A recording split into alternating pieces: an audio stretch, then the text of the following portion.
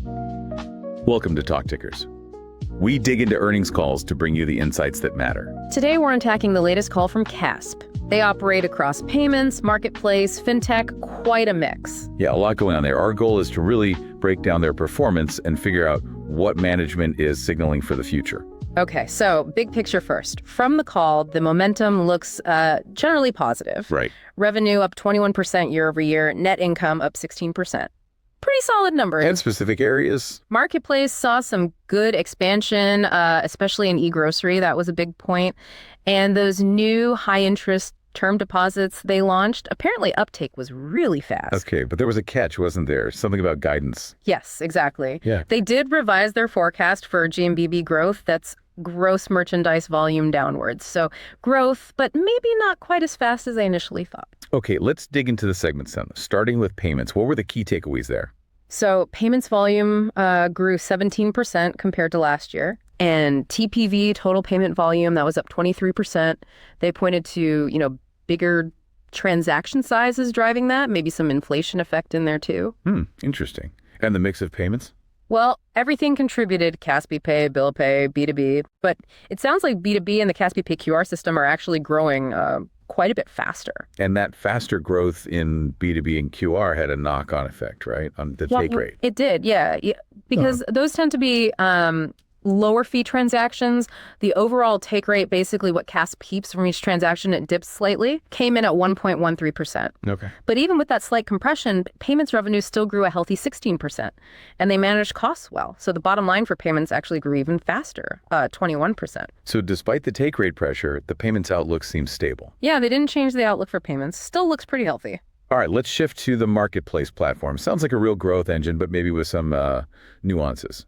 Definitely a growth engine. GMBB up 20% year over year. And get this, the number of purchases was up over 36%. Wow, okay. E-commerce, mobile commerce driving that. Travel did well too. And interestingly, their take rate in marketplace actually increased. Oh, how come? Value-added services, they seem to be getting traction with those for merchants and customers. So that higher take rate pushed marketplace revenue up even more, 33% growth there. Okay, strong revenue. Yeah. But you mentioned nuances. Profit growth wasn't quite keeping pace. Right. Profit growth was a bit lower. The main reason they gave was ongoing investment in that e-grocery business. It's expanding fast, but, requires capital. Makes sense. How fast is e-grocery growing? Well, overall, e-commerce GMBB was up 23%, and grocery purchases within that were up 97%, almost doubled. 97%. That's huge. But there was something else impacting e-commerce, wasn't there? In March. Yes, that smartphone registration thing in Kazakhstan. You picked up on that. Yeah, tell us more about that. So the government brought in new rules. All imported smartphones need mandatory registration now. Apparently, this pushed up retail prices pretty quickly, and, demand dropped. And smartphones are a big chunk of their e-commerce. About 18% of e-commerce GMBB, yeah. So they estimate this whole situation knocked about 7 percentage points off their e-commerce GMBB growth. Ouch. So without that, growth would have been closer to 30%. Exactly, around that mark. They think this drag will continue into Q2, but they're framing it as temporary, hoping for a recovery later in the year as things settle. A good reminder of regulatory risk in some of these markets. Oh, sure. What about the other parts of the marketplace? Mobile and travel? Mobile commerce, GMBB, was up 17%. Also slightly hit by the smartphone issue, but less so. And Cathy Travel kept going strong, GMBB up 22%. Any specifics on travel? Yeah, the tours do. That offering seems popular. It's now 11% of their travel GMBB. And it helped bump up the travel take rate, too, to 5.3%. Okay. But looking ahead, any worries for the marketplace? Management did flag potential headwinds for big ticket discretionary stuff, think electronics, cars, just due to the general macro uncertainty out there. Right, makes sense. Okay, let's move over to the FinTech platform. Sounds like there's a bit of a strategy shift happening there. That's a good way to put it.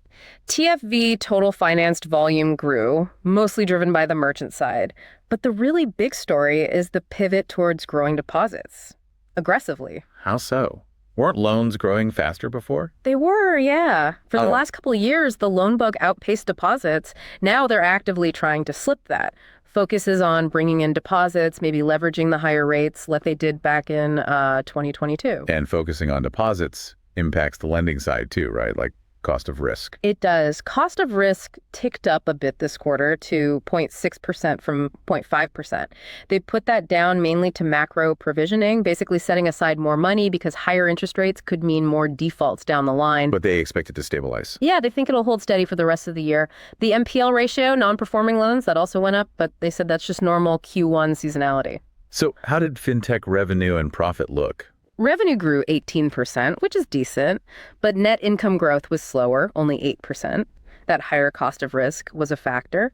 And they flagged higher funding costs generally, as they pay more for those deposits. Speaking of which, those new term deposits sound pretty eye-catching. They really do, offering up to 18% for a 3-month deposit.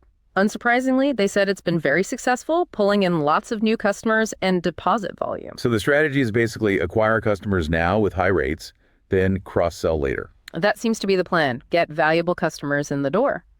And alongside that, they also raised funds internationally, 650 million in Eurobonds. Okay, what's the plan for that money? 2 main things, it sounds like. Build a track record with international bond investors and, crucially, fund their international expansion, especially into Turkey. Yes, Turkey. And the Rubber Bank acquisition ties into that. Exactly. They've signed an agreement to buy Rubber Bank. It's fully licensed in Turkey, but apparently has no customers or branches right now, like a clean slate. A shell license, basically. Sort of, yeah. And they plan to invest around $300 million next year in 2025 to build out their FinTech strategy in Turkey using that license. Approval is expected later this year. Okay, so pulling all these threads together, the updated guidance, what's the bottom line?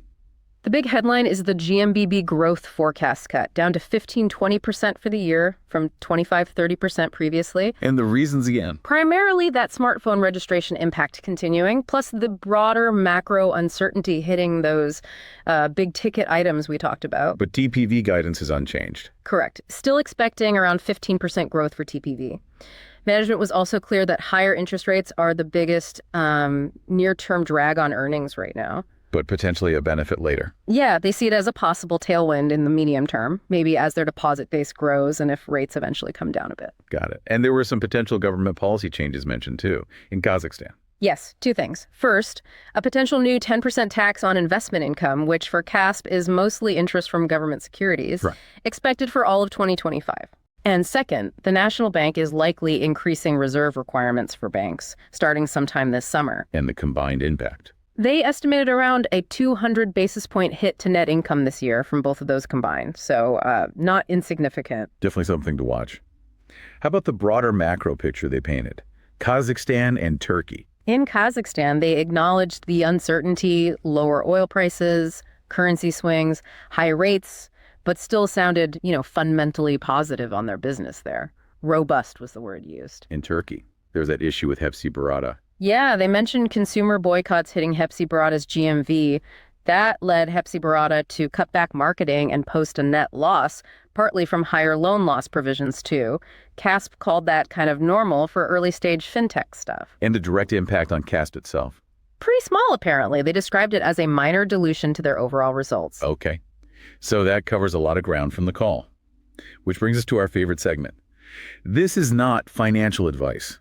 What's an outrageous but plausible trade idea springing from all this? All right. Well, thinking about that temporary smartphone slump in Kazakhstan, if you really believe their line about it being temporary and expect a catch-up later this year, maybe, just maybe, you could look at a speculative long position in some company that's super reliant on electronic sales in Kazakhstan. Interesting. Betting on the rebound. Exactly. The idea is pent-up demand gets released when things normalize. But seriously, highly speculative. This is absolutely not financial advice, just a thought experiment. Understood loud and clear. A thought experiment only. Precisely. Okay, that wraps up our deep dive into Kasp's latest earnings call.